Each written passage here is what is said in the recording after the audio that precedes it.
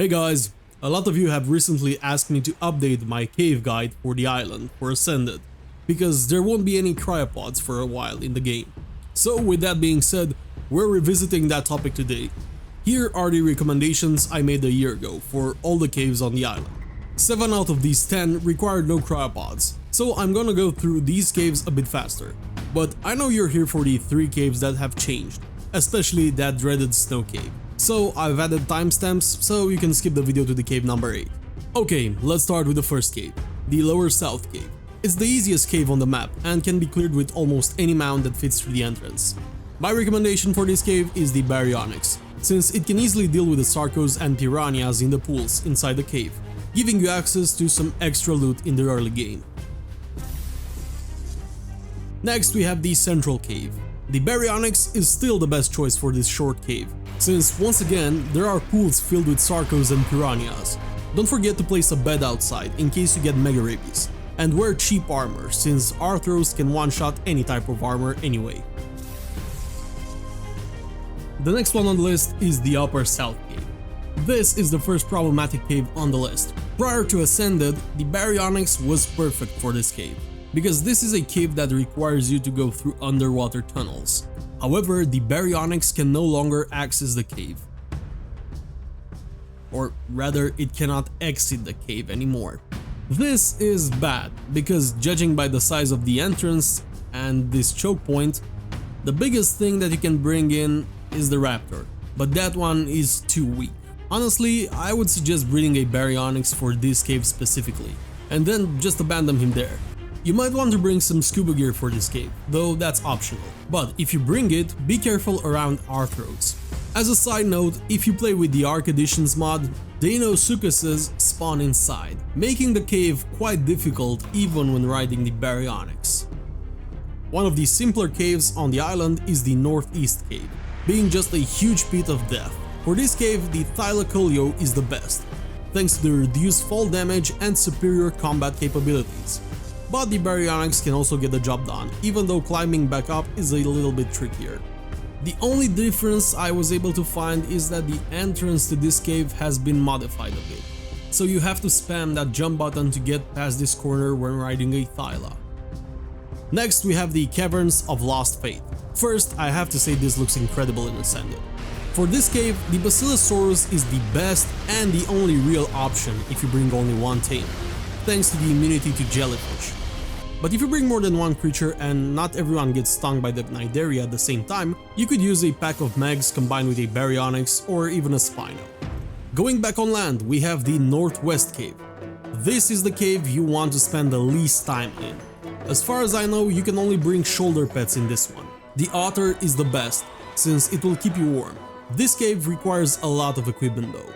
You will need a capable suit of armor and some backup, high quality sword and shield, grappling hooks so you can actually exit the cave, and as much firepower as you can bring, including shotgun shells and explosives.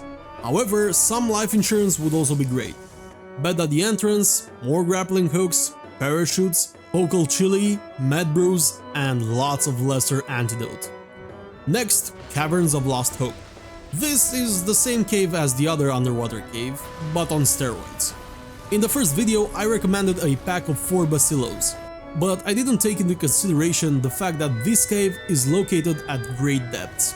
Below a certain depth, Basilos won't fight on their own. That's very bad. You have to ride a Basilo in this one for your own safety against Tuzos and Cnidarias. Now, besides that Basilo, you will need at least a pack of 6 Megs. A pair of Mozas or Tuzos might also work, but the Meg pack is easier to get. Honestly, just bring every aquatic creature that you have. You'll need them all, and you'll still have to stop to regen your tames. Bring at least 3 scuba tanks, and if you run out of oxygen, swim up. For the most part, these caverns are not fully submerged. The first cryo cave on the other list was the lava cave. My recommendation at the time was the Thylacoleo, thanks to its jump, but you can easily replace it with the Baryonyx, and this one can access the cave on its own. Just pay a bit more attention to those jumps, and don't forget the lesser antidote and the med brews. Next we have the Swamp Cave. This is a pretty tough one. The Megatherium was the killing machine here. Luckily, you can still use the baryonyx here, which will get you to the artifact tunnel where you will have to dismount in order to grab that artifact. Another interesting choice would be the Beelzebufo, since it does increase damage to a lot of creatures inside this cave. But personally, I find this creature too weak for this cave. The biggest problem with this cave is that the artifact is very hard to find. But once you reach this room, dismount here and go through this tunnel, which will lead you right to the artifact. And last but not least, don't forget to bring a gas mask or scuba gear for protection against the toxic gas. Now before you get to that snow cave, just a reminder for those interested, channel memberships are now available. So if you want to show your appreciation to the channel or you want to watch my videos with ad blocker on, but still support me, go ahead and check out the offers. If not, that's totally fine, you can still support me with a like, a share, and why not, maybe even join our Discord. And speaking of the channel and Discord, the 14th of November marks the 1-year anniversary of the channel. And we're going to celebrate this with a giveaway. I'm giving away one Steam copy of Ark Survival Ascended. If you want to participate, head over to the giveaway section on our Discord and follow the instructions. Okay, the snow cave. First of all, the entrance into the snow cave has been modified, and this is the new choke point. The baryonyx is the largest creature that can pass from my testing, but unless you don't try to clear the cave using a pack of 20 direwolves, this is pretty much useless. By the way, if you do try the direwolf strategy, you're an absolute chad. I really wanted to give the direbear a try in this cave, since they're a perfect match, even providing you heat. But despite it clearly being able to fit through this tunnel, it cannot pass the choke point, which makes no sense since the cave is already filled with bears. So what other options do we have? I'm gonna go straight to the point and give you the bad news. On single player, trying to clear the cave on your own using only weapons would be a total madness.